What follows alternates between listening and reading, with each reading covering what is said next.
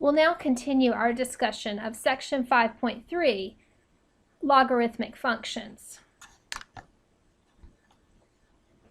We begin with a continuation of our definition for a logarithmic function.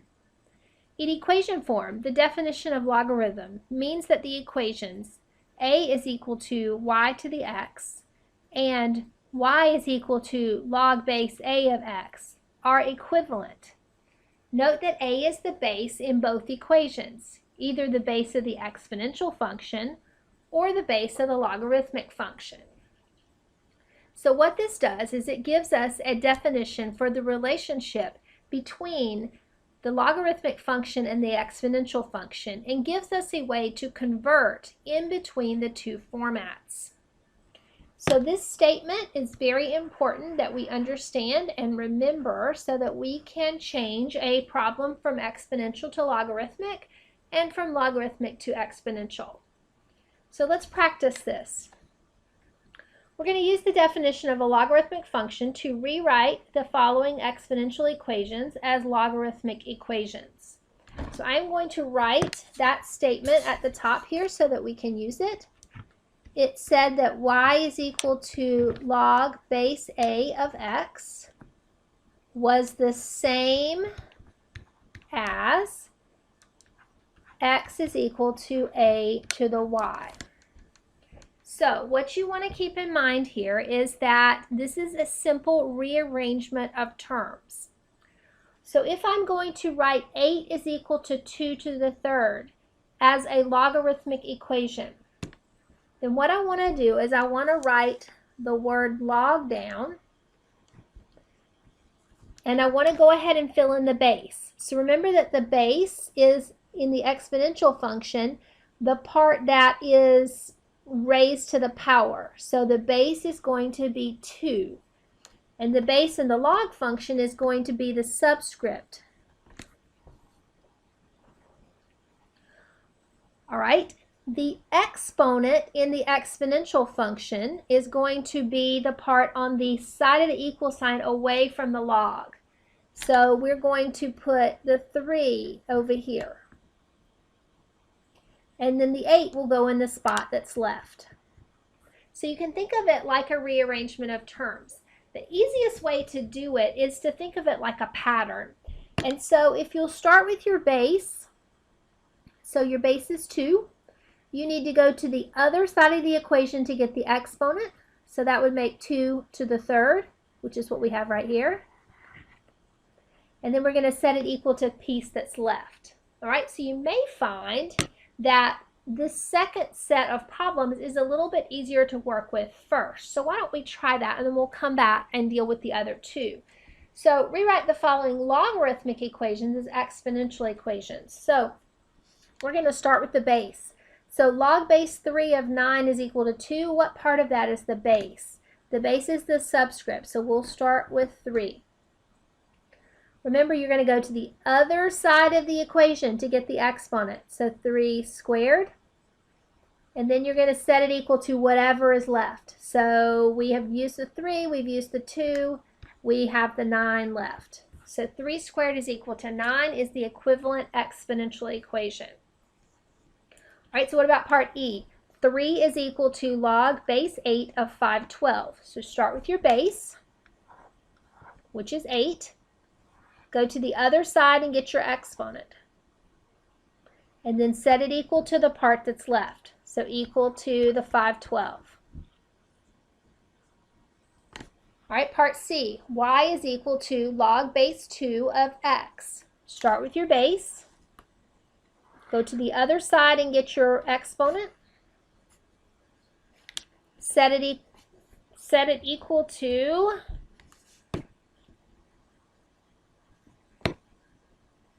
the part that's left. So 2 to the y is equal to x. All right, so let's come back up and see if we can fill in B and C then. All right, so we are going to, we have 5 to the 4th is equal to 625. So your base is what? Right, your base is going to be 5. Remember that you would want to go to the other side for your exponent. So on the other side, we would have the 4. And then the 625 would go in the spot that's left.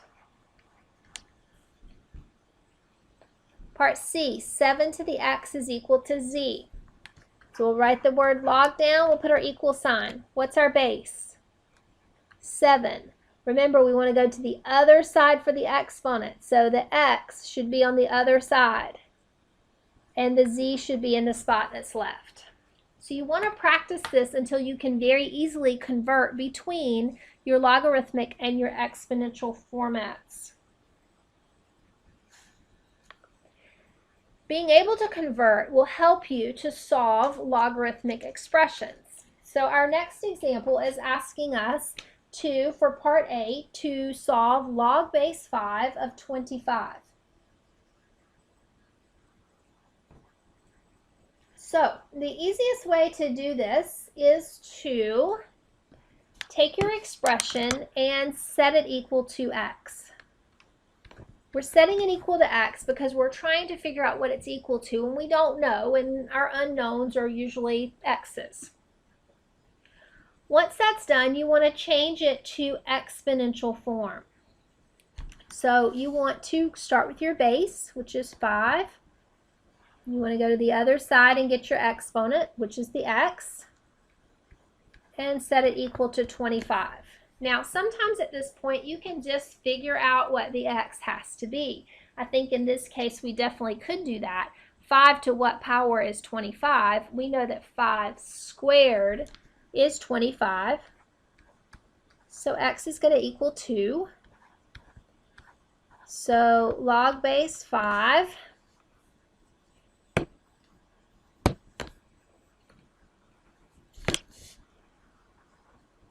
of 25 is equal to 2. All right, let's move on to our next one. Log base 1/2 of 2. We're going to set it equal to x. We're going to write it in exponential form. So start with your base. So 1/2. Go to the other side and get your exponent. And set it equal to what's left. So 1/2 to the x is equal to 2. So what we know is that if we took this 1/2 and instead brought the 2 up to the top, it would cause that exponent to become negative. So I could rewrite this as 2 to the negative x is equal to 2. Now, if we have 2 to the negative x is equal to 2, this is an x to the 2 to the first. So remember that when we're solving this exponential equation, which is what it is at this point, once our bases are alike, then we can set our exponents equal to each other and solve. So we can write down negative x is equal to 1. And then we can come in and say we want to solve for x, so we want to divide by negative 1. And so x would equal negative 1. So log base 1/2 of 2 is equal to negative 1. Okay, let's look at part C. Part C, again, we're going to start the same way. We're going to set it equal to x. We're going to write it in exponential form. So we'll start with this pi, that's the subscript. We'll go to the other side and get the exponent. And we'll set it equal to the square root of pi. So we have pi to the x is equal to the square root of pi. Now remember, what power is equivalent to a square root? So we could do pi to the x is equal to pi to the 1/2 power. And so therefore, x would have to equal 1/2. So log base pi of the square root of pi is going to equal 1/2. Okay, what about part D? Log base 17 of 1. Let's set it equal to x. Let's rewrite it in exponential form. So start with your base, which is 17. Go to your other side. 17 to the x is equal to 1. So how is that possible? How can you take a number and raise it to a power and get 1? The only way that can happen is if x is equal to 0. And so what we can assume then is that since the only way that happens is x is equal to 0, then we can say log base 17 of 1 has to equal 0. All right, our next one is log base 16 of 4. We're going to set that equal to x. We're going to put it in exponential form. So we start with the base of 16, go to the other side and get the exponent, set it equal to 4. So 16 to the x is equal to 4. Again, it's an exponential equation. Your goal is to try to write it with the same base if possible. So we could write 16 as 4 squared. We could write 4 as 4 to the first. So I have 4 to the 2x is equal to 4 to the first. Once your bases are alike, you can set your exponents equal to each other. And then you can solve by dividing by 2. So x is equal to 1/2. So log base 16 of 4 is equal to 1/2. All right, our last one, log base 10 of 1 over 100. Again, we're going to set it equal to x. We're going to put it in exponential form. So we start with our base of 10. We go to the other side and get the x. Set it equal to 1 over 100. So as an exponential equation, our goal is to write it with the same base. So that 100 can be written as 10 squared. And we know that we can move that 10 squared to the top of the fraction by making it negative. So we have 10 to the x is equal to 10 to the negative 2. And so therefore x would equal negative 2. So log base 10 of 1 over 100 is equal to negative 2. So keep in mind the steps that we have used here. We have set these problems equal to x. We have put it in exponential form. And then we have tried to write with the same base so that we are able to solve.